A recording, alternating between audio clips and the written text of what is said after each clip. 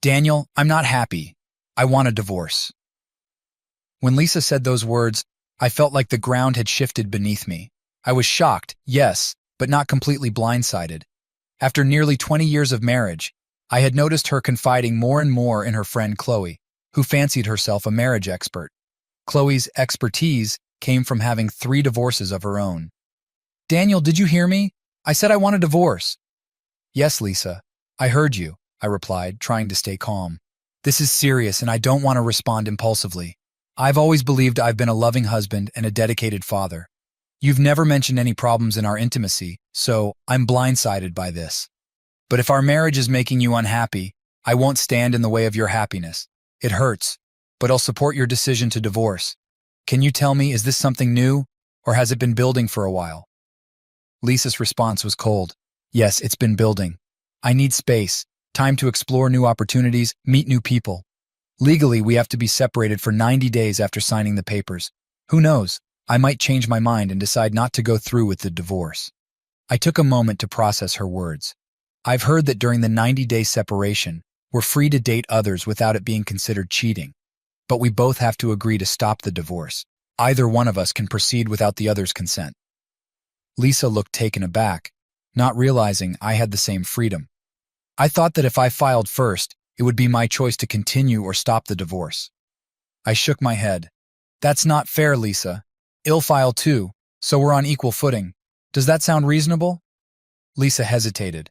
I suppose. Are you saying you want a divorce too? I thought I was a good husband, father, and partner. I'm not asking for a divorce, but I won't block your future. You've been a great wife and mother, but you wanting more shows, I've fallen short. Do you have a lawyer already? No, I haven't gotten the documents yet. I plan to hire Blake Parker. He handled all of Chloe's divorces. Chloe again, I thought. I'll probably ask my cousin Emma to handle my side. I know you don't like her, but she's a tough, kind-hearted lawyer who fights hard for her clients. After a few drinks at the last family gathering, she offered to represent me for free if I ever needed a divorce lawyer. Wow, Lisa muttered. So what now? Let's use the next 2 weeks to prepare. We'll start our separation at the beginning of next month. Why do we need to prepare before the separation? Lisa asked, confusion in her eyes.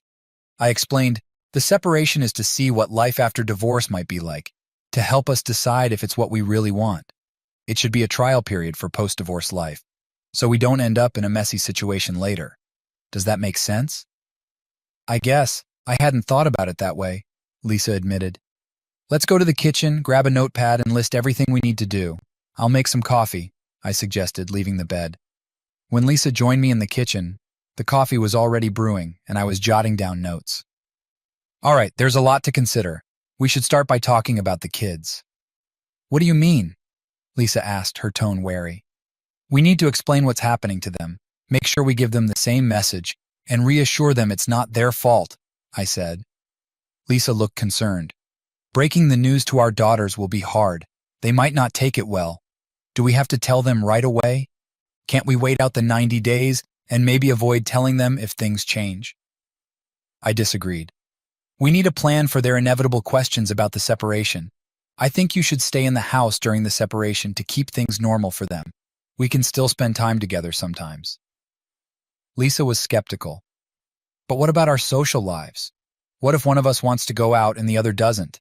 It could lead to resentment. We need to experience post-divorce life properly. How will the kids react if they see us with other people?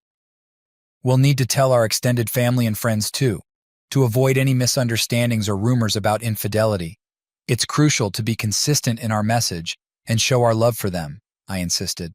Professional counseling might help, but I believe our daughters are strong enough to adapt. I tried to lighten the mood. Who knows? They might gain more grandparents from our new partners, which means more gifts for special occasions. But we'll have to coordinate events like birthdays and holidays carefully. Lisa sighed, still looking doubtful but resigned. All right, let's start planning. I pointed out to Lisa the importance of keeping our new relationships discreet. I suggested that if either of us started seeing someone else, it would be more appropriate to meet them elsewhere, rather than bringing them home while the other parent was around the kids. We then talked about the financial implications of maintaining 2 separate households, acknowledging that our expenses would increase significantly. I explained that we'd both need to adjust to managing and covering all our expenses independently. I mentioned that we'd have to divide our joint assets evenly, which would mean closing joint accounts and setting up child support arrangements. Understood, Lisa said, looking stunned. There's so much to address before the first day of separation. I'll look into renting an apartment closer to my workplace, I continued. That way, the girls will have a bed when they stay over on the nights I have visitation. Typically, the non-resident parent gets to see the kids every weekend and every other major holiday unless we agree otherwise. Lisa seemed surprised by my preparedness. I thought you'd be dating more frequently, she noted. You and the girls always have so much fun together. I'll stay involved in their lives as much as possible, I assured her. But you'll need to be ready to take on some of the responsibilities I currently handle. Weeknight visits might be tricky because of school commitments. You might also need to help your new partner's children with their activities, just like I would if I met someone. We then discussed logistical challenges like managing belongings in 2 locations and transportation issues, especially if I don't live on the bus route for their school, which could disrupt their routine. This isn't unfolding as Chloe assured, Lisa mused. She said you would relent at the mention of divorce, offering to maintain everything you do for the family while allowing me to date others. I'm losing control of the situation rapidly. I could see she was struggling. I'm stunned, Daniel. I need to get some rest. We'll reconvene tomorrow. I'm going back to bed. Sorry, honey, but I need to jot down a few more things before I turn in. You know how my mind works. The more groundwork we lay now, the easier it will be. Good night. Lisa barely slept that night. She needed to speak to Chloe and update her on my unexpected response. Chloe would know the next steps. This assurance allowed her to eventually drift off. When she woke up, she immediately noticed I wasn't in bed. Oh my God, this fool stayed up all night working on the divorce checklist, she thought. But when she entered the kitchen, I wasn't there. Only a notepad lay on the table. She peered into the guest bedroom and found me sound asleep. Returning to the kitchen, she started making breakfast. As everything cooked, she glanced at the notepad. Under the heading, Liabilities to Change, I had listed tasks like adjusting the mortgage, homeowner's insurance, utilities, car payments, health insurance, and more. This was on top of the banking changes we had discussed the night before. The following page detailed my anticipated expenses related to my stay in the apartment and a projected budget indicating the amount of child support Lisa would need to maintain her and the girls' current lifestyle. The projections indicated a shortfall of several hundred each month. I had also outlined strategies to cut costs, like giving up my frequent visits to Waffle House and Starbucks, a prospect that seemed to amuse her. She added her own expenses to the list, such as her gym membership, participation in a women's group, and dining out more than once a week. I even included some of the children's expenses, detailing fees for extracurricular activities, uniforms, and other essentials. On another page, I listed tasks Lisa would need to handle, including refueling the car, regular maintenance, arranging for a mechanic or plumber when needed, calling for heating and air conditioning repairs, lawn care, car washing, grocery shopping, and so forth. She set the notepad aside, frustrated. Why isn't Daniel behaving as he should and giving me what I want? I need to call Chloe before Daniel wakes up. Lisa dialed Chloe, keeping her voice low. Hello, Chloe, it's Lisa. We have to keep our voices down because Daniel is sleeping nearby. How did it go last night? Chloe's voice conveyed excitement, anticipating a positive update. Instead of asking how he could improve to prevent me from divorcing him, he agreed to the divorce and started listing all the tasks he'd currently handle that I'd have to take on. Daniel intends to rent an apartment and only take care of the girls on weekends. He insists we truly separate and behave as if we're divorced to decide if we want to proceed after 90 days. He doesn't seem genuinely frightened by the prospect of divorce. What should I do? Listen, foolish girl, Chloe snapped. He's trying to manipulate you. He's bluffing. There's no way he'll actually sign any papers. It's a shame he feels the need to enumerate all the small things he does to make you feel more dependent on him than he is on you. Remember, you control the kids and what happens between your legs. Those are the 2 things that will keep him in line. It's all talk on his part. Don't worry. Before long, you and Michael will be enjoying each other, and you'll still have a husband and a home. I hope you're correct and Michael is worth the trouble. Well, Daniel hasn't taken any action yet. I'll remain resolute until I see his next move. Thank you, Chloe. He's getting up. I have to go. Hey, Daniel, would you like some coffee? Lisa asked nervously as I shuffled over to the coffee pot. I mentioned that drinking coffee late at night wasn't wise. I hardly slept last night. Why didn't you join me in bed? Well, I went for a walk, but I didn't trust myself, I admitted.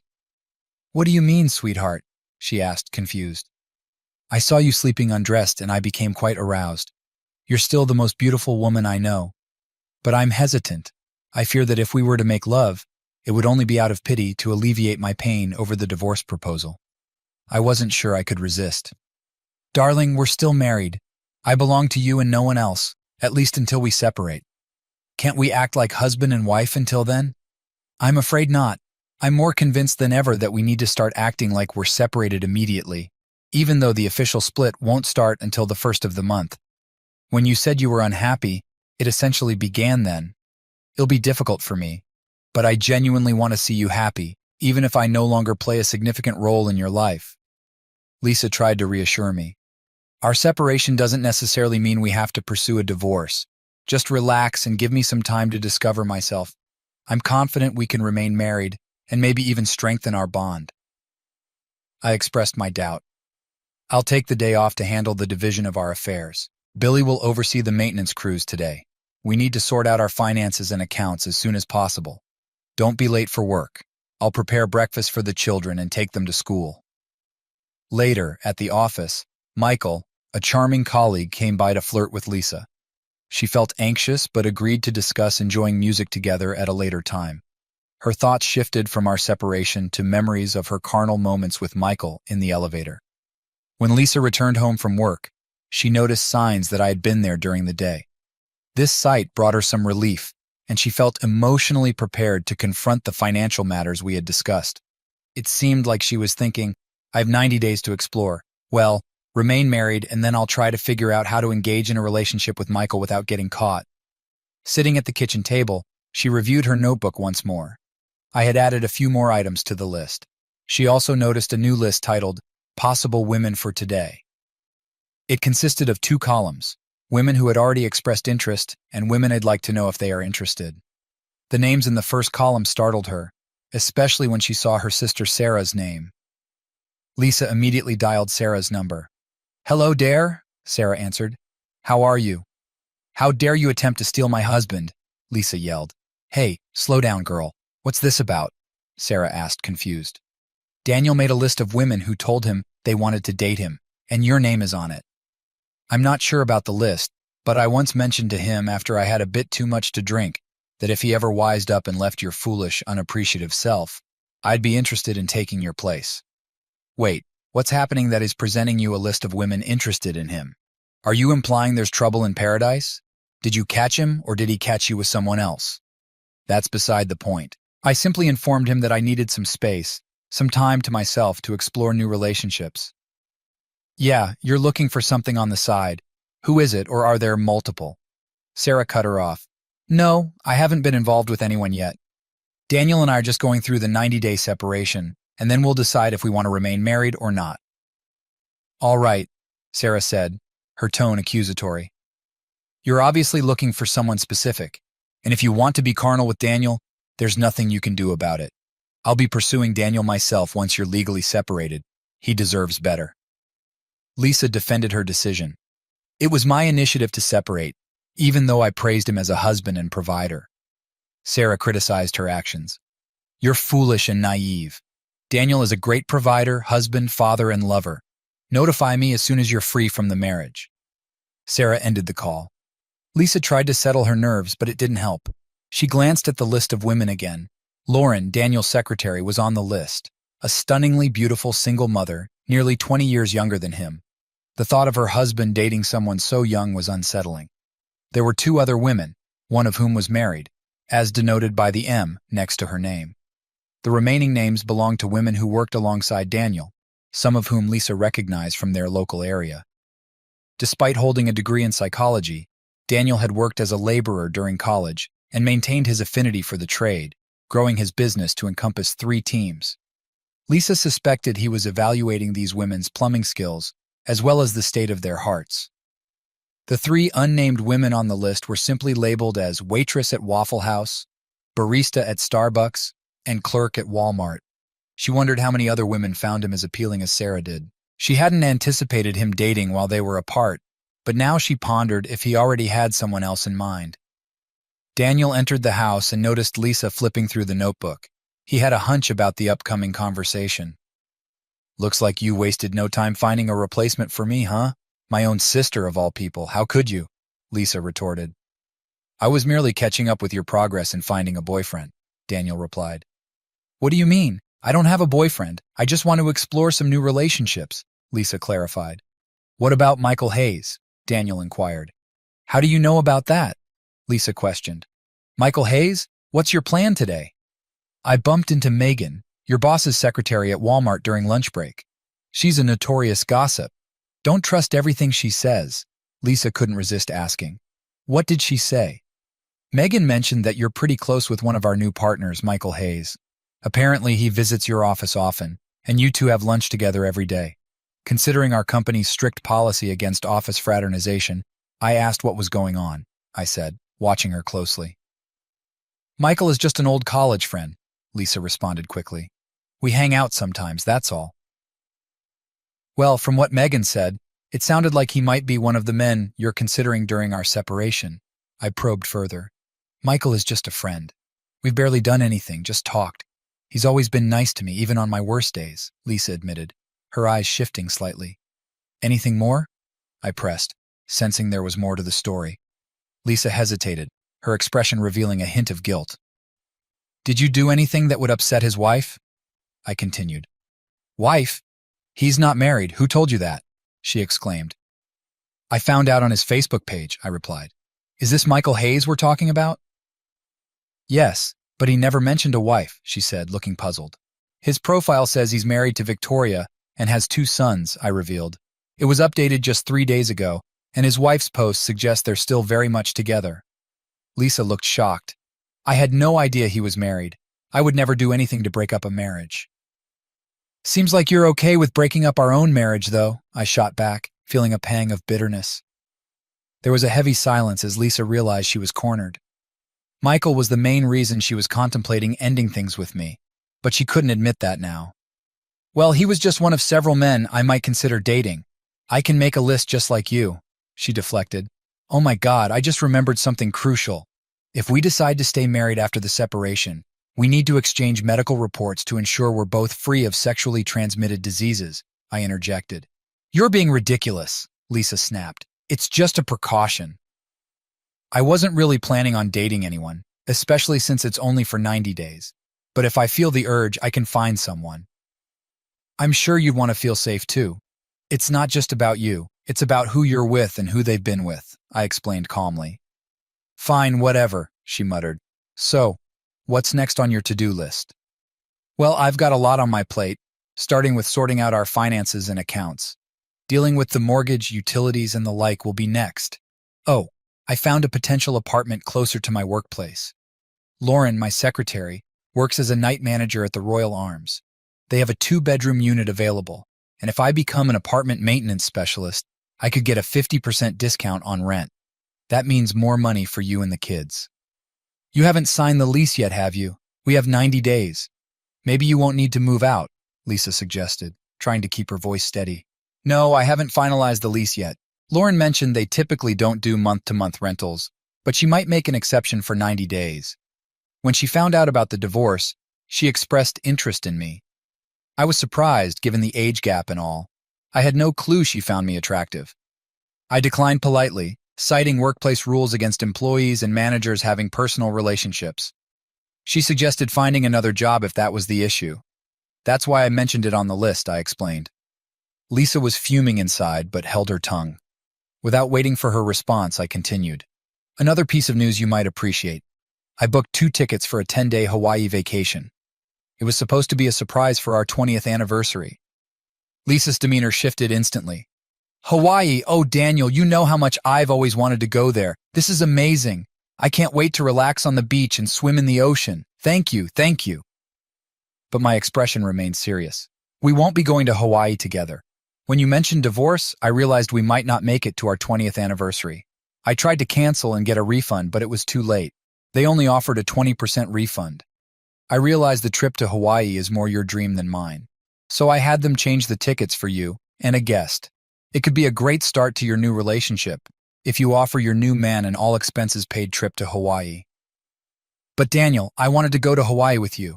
We could postpone the separation. In fact, I'm considering calling off the whole thing. Now that I've had time to reflect, I'm not as unhappy as I thought, Lisa pleaded. I'm sorry. I've thought about this a lot. I don't believe I could be content knowing the possibility of divorce hangs over us.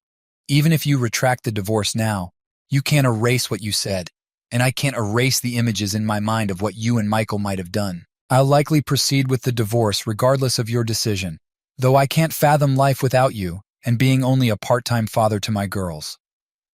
With that, I retreated to the guest bedroom upstairs. Lisa was devastated and knew only one person to turn to, Chloe. She called her immediately. Hello, Lisa, what's wrong? Chloe, everything has gone wrong. Daniel found an apartment, and his secretary is already flirting with him. Even my sister wants to date him. The worst part is, he had tickets to Hawaii for our anniversary and gave them to me to use, but he won't go. He said I could use them to take my new boyfriend. What do I do now? Chloe let out a chuckle. What's the problem? You and Michael can have a blast in the sun, fun, adventure, and some amazing lovemaking. No, I found out Michael is married, and his wife and kids are moving here soon. I can't go to Hawaii with him. I want to go with Daniel. Hold on a second, Chloe interjected. I think I just realized what's going on. Wow, Daniel is more cunning than I gave him credit for. He claims he booked the trip ages ago, but it was just a ploy to manipulate you into feeling guilty and stopping the divorce proceedings. Don't worry. With your looks and charm, you'll find boyfriends as good as, if not better than Michael in no time, all while keeping your marriage and family intact. Oh my goodness, I never imagined he could be so deceitful. Hell, pay for this. Thank you, Chloe. I was on the verge of giving up, but now I'm more determined than ever. He's going to regret this dearly. Let's chat later. When I came downstairs with a small suitcase, Lisa glared at me. So you're trying to make it look like you're already moving out? No worries. Goodbye, and good riddance. Actually, I was just taking a few things to the apartment to avoid carrying too much at once and startling the girls. Lauren mentioned I could move some stuff in before the first since the apartment is empty anyway, I explained. Your attitude seems different from earlier. Let me guess, you were talking to your marriage guru Chloe again. She's quite the expert at divorce, isn't she? Don't try to provoke me by insulting Chloe. She's on my side. She saw right through your Hawaii ticket scheme. You fabricated that tale just to coerce me into giving up everything. Nice try, but I still want a divorce and can't wait to finalize it. There are plenty of guys out there who desire me and are willing to meet my needs, Lisa snapped. You're absolutely right, especially about the attention you'll get from other guys. I have no doubt you'll have numerous offers once they realize you're available. I've always considered myself incredibly fortunate to have such a stunning woman like you, a fantastic partner in raising our children, and until recently, a faithful wife and lover. You're wrong about the Hawaii trip, and I can prove it. Just give Helen James at Flightright Travel Agency a call. He'll dial her now. I pulled out my phone and dialed. Hi, Helen. It's Daniel Morgan. My wife is on speakerphone, so you can fill her in on the details about the trip. She has a few questions. Of course, Daniel, Helen responded. I'm really sorry you won't be able to go. It seems like you were genuinely looking forward to surprising your wife and enjoying your vacation. What specifics do you need, Mrs. Morgan? Lisa demanded. Could you please outline exactly what's included in this trip? Certainly. This is our 10-day excursion spanning 2 islands. It covers accommodations at our top-rated hotels, meals, transportation, hula lessons, luau dinners, traditional tiki performances, opportunities for surfing, swimming, and dancing, all set in a romantic atmosphere. Many couples have found it to be a transformative experience for their marriage. When did my husband initially arrange this trip? Lisa asked, certain this would expose my deception. Let's check, Helen said, pausing for a moment. According to our records, he inquired about it approximately 3 months ago, then finalized his selection for this specific trip 2 months ago, with payment made 2 weeks thereafter. Yesterday, he contacted us to cancel the booking, resulting in a 20% refund. I was surprised when he suggested that you could still go and find another companion. That says a lot about the kind of husband he is. You're quite fortunate. Any other inquiries? No further questions. I'll get back to you soon with the name, Lisa replied, trying to process the information. After the call ended, she tried to anticipate Chloe's response. You think you've outsmarted me once more, don't you? You and Helen conspired to fabricate this Hawaii trip story before I even mentioned divorce. Well, I've caught on, she said, feeling a twisted sense of pride in her deduction. I let out a heavy sigh. You should talk to your parents. What do my parents have to do with this? She snapped. Who do you think will look after the girls while we're away? I asked. Fine, let's call them, Lisa responded, caught off guard. No need to rush into it, dear. I'm already dialing, I stated. Daniel, wait. But her mother answered the call, recognizing the number. Lisa, how are the girls? Glad you called. Hi, Daniel, her mother said. Hi, Mom, Lisa greeted hesitantly. Mom, this is Daniel. We're on speakerphone. Hold on, let me get Dad too, she said. In the background, we heard her father's voice. Frank, it's Daniel and Lisa. Pick up, honey. What's going on, guys? Frank joined the conversation. When Lisa remained silent, I spoke up.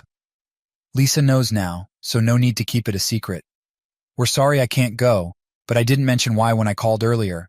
I hope it's not health-related. When you called this morning and said we wouldn't babysit the girls for your Hawaii trip, we were disappointed. We were looking forward to having them with us for 10 days, and we felt bad for Lisa that you couldn't go with her. We know how much she wants to go, but she'd rather go with you than anyone else. Have you decided who to take, Lisa? It'll be tough for whoever stays, her father commented. No, Mom, I haven't decided yet. How long ago did Daniel discuss the Hawaii trip with you? She asked, sensing a trap. I'm not sure. Frank, do you remember? It was around New Year's, wasn't it? Her father replied. Almost sure. 2 or 3 months ago, he mentioned it early so we could stock up on snacks. These two can eat anything and never gain weight, her mother said. Daniel, Lisa's mother interjected, concerned. Is everything okay with Lisa? Why are you asking when Daniel talked to us? Did something happen between you two? Oh God, did you break up? No, Mom, not exactly. We decided we needed some space, some time apart to recharge our marriage and maybe reconcile, Lisa clarified. Dare, I'm not going to lie to your parents. They've always been honest with me, I interjected. Mom, Lisa began. I didn't mean to cause alarm. What I meant was that the first step in the divorce process is a 90-day separation. I hope this time will help me find myself, explore new opportunities, and better myself so I can be a better wife and mother, Lisa explained. And that's coming from me, Mom. Frank's voice boomed. I know when I'm being fed a line, Lisa. Do you have a boyfriend on the side? No, Dad, not at all, Lisa denied, her voice shaking. I thought about stepping in but decided against it. Frank continued, his wife's sobs echoing in the background. I can't believe you could do something like this. We raised you better. I'm so disappointed. Don't expect us to welcome your new man with open arms, Lisa. We're so sorry, Daniel. At least promise us you'll let us see our grandchildren after the divorce. As Lisa's tears intensified, she interrupted. Daniel has blown this whole thing out of proportion. I take my words back. No divorce, no separation. I'll talk to you later when everything calms down. Seeing Lisa in such distress, I said, You need to pull yourself together. The girls will be home soon. I grabbed my suitcase and headed toward the door. Where are you going? Didn't you hear? I don't want a divorce. You don't have to go anywhere, she pleaded. You decided on divorce without consulting me. Now you think you can change it all back just because things aren't going your way? You don't seem to understand that I have a voice in this too. After what I've learned about you over the past week, I'm not sure giving up on the divorce is a good idea. I'll stay in the apartment tonight. Daniel, please don't go. I'm sorry. You said it was fine before I brought up this nonsense about wanting a divorce. Can we just move past it and return to how things were? You claimed you were happy. I was happy too. But I can't forget how you admitted to being unhappy and planning to have an affair with Michael. Like I said, you've already committed infidelity. Emma mentioned she could easily draft the divorce papers since they're standard terms. She might even serve them tomorrow. I won't sign them, Lisa retorted sharply. That doesn't matter. All Emma needs to do is ensure you're officially served. She might do it at your workplace, perhaps even in front of Michael. We could claim alienation of affection. I could even involve your boss for violating company policy. But that's too far. I need you to be able to care for the girls after the divorce. I know, I'll speak to Michael's wife. That should suffice for payback. Why are you so harsh? I love you, and you love me. Is there anything I can do to make things right? You said divorce would be tough on both of us. Don't you want to avoid this pain? I promise never to bring up this divorce mess again. Please stay and let's work it out, Lisa pleaded tearfully. I remained silent, letting her words sink in. Lisa felt a glimmer of hope. I pledge to be the best wife in the world. I won't look at another man. I've given you nearly 20 years of a strong marriage, 2 wonderful children, and supported your business, even when it meant you came home late and dirty. I'm so proud of your success. Everyone makes mistakes. Please give me one more chance. Please, she implored. Finally, I responded, here's what we'll do. I'll take my suitcase and sleeping bag to the apartment tonight.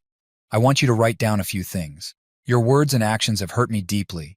If your responses meet my expectations, I'll consider calling off or at least delaying the divorce. You'll return by 7. Maybe send the kids to your parents or friends so we can speak freely. Yes, thank you. What should I write? She asked eagerly. First, I expect an apology for starting this whole situation. Not just an apology, beg for my forgiveness. Second, instruct Michael to stop contacting you. If he doesn't comply, warn him that I can take legal action against him and your company.